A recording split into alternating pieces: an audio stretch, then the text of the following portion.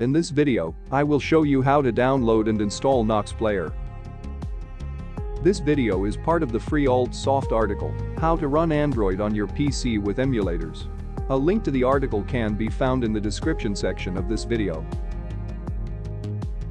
Let's get started. Open your web browser and search for NoxPlayer, or type bignox.com on your web browser's address bar. On my web browser, I will type Android emulators. Let's see what happens.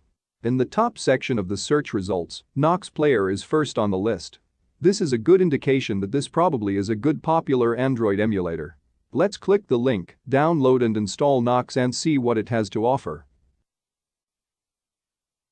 When you are at the Nox website, click the download button and NoxPlayer will start downloading to your computer. Once downloaded, open the installation and click install to start the installation.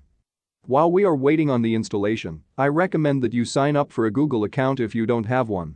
With a Google account you have access to millions of games and apps on Google Play Store and other services. From start to finish, it took 1 minute and 4 seconds to install NoxPlayer on my computer.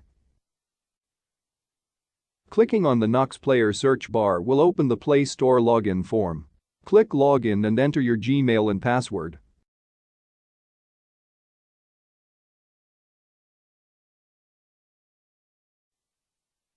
Click Agree to the terms. If you want to back up your data with Google, click Accept. If not, click the slider button to disable this feature. Now, when you click on the Google search bar again, the Google Play Store will open. Now you can find and install your favorite apps and use it on your desktop. To access system settings, click the icon on the upper right of NoxPlayer to open system settings. You can optimize general settings, performance settings, game settings and more from here. The menu in the NoxPlayer is another button that can be found at the upper right section of the program.